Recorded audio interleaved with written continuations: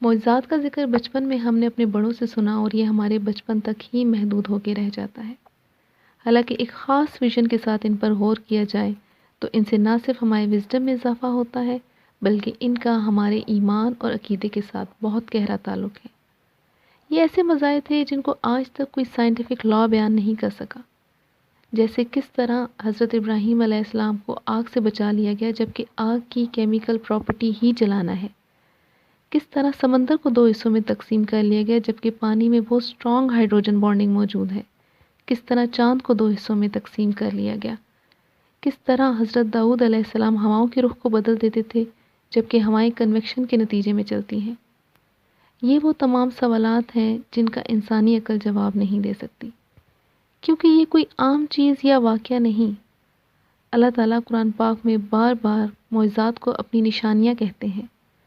اللہ تعالیٰ سورہ روم میں فرماتے ہیں، اور تم سے پہلے رسولوں کو ان کی قوم کی طرف بھیجا اور وہ ان کے پاس روشن نشانیاں لے کر آئے۔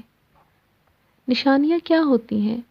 یہ ایسے سمبل یا سائنز ہوتے ہیں جن کی مدد سے انسان وہاں تک پہنچ سکتا ہے جہاں وہ پہنچنا چاہتا ہے۔ جیسے اگر ہم کسی ایسے شہر کی طرف جا رہے ہیں جہاں ہم پہلے نہیں گئے تو ہمیں روڈ پر آنے والے سائنز کو بہت غور سے دیکھنا ہوتا ہے۔ اگر ہم ان سے غفلت برتیں گے تو ہم وہاں نہیں پہنچ سکتے جہاں ہم پہنچنا چاہتے ہیں۔ اور یہی سوچنے کی بات ہے کہ کتنے لوگ تھے جنہوں نے اس وقت حضرت ابراہیم علیہ السلام کو آگ سے بچتے دیکھا۔ حضرت ابراہیم علیہ السلام اس وقت کے دارالحکومت میں رہتے تھے اور اس وقت سزا دینے کا مقصد ہی لوگوں کو عبرت دلانا ہوتا تھا۔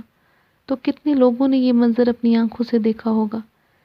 کتنے لوگوں نے چاند کو دو حصوں میں تقسیم ہوتے اپنی آنکھوں سے دیکھا؟ ایک آخری موقع تو فرعون اور اس کی قوم کو بھی دیا گیا۔ سمندر ان کے سامنے دو حصوں میں بٹا تھا، لیکن انہوں نے ذرا بھی یقین نہیں کیا، ذرا خوف نہیں کیا اور اس راستے میں اتر گئے۔ تو پھر وہی ہوا کہ جو شکر کرتے رہے وہ گزر گئے اور جو کفر کرتے رہے وہ ڈوب گئے، کیونکہ انہوں نے اس معجزے کو صرف اپنی آنکھوں سے دیکھا تھا، وہ آنکھیں جو جانوروں کو بھی دی گئیں، لیکن اپنے قلب کی طرف سے اندھے اور بہرے بنے رہے۔ وہ حقیقت سے آگاہ ہی نہیں ہونا چاہتے تھے، وہ کامیابی چاہتے ہی نہیں تھے۔ تو ذرا ٹھہر کر سوچیں، ہمارے درمیان بھی ایک معجزہ موجود ہے، ہمارے نبی حضرت محمد صلی اللہ علیہ وآلہ وسلم کا معجزہ۔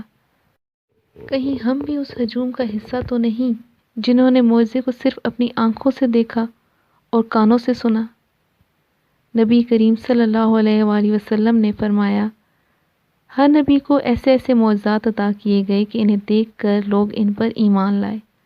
بعد کے زمانے میں ان کا کوئی اثر نہیں رہا، اور جو معجزہ مجھے دیا گیا وہ وہی قرآن ہے جو اللہ تعالیٰ نے مجھ پر نازل کیا۔ اس کا اثر قیامت تک باقی رہے گا، اسی لیے مجھے امید ہے کہ قیامت کے دن میرے تابع فرمان لوگ دوسرے پیغمبروں کے تابع فرمان لوگوں سے زیادہ ہوں گے۔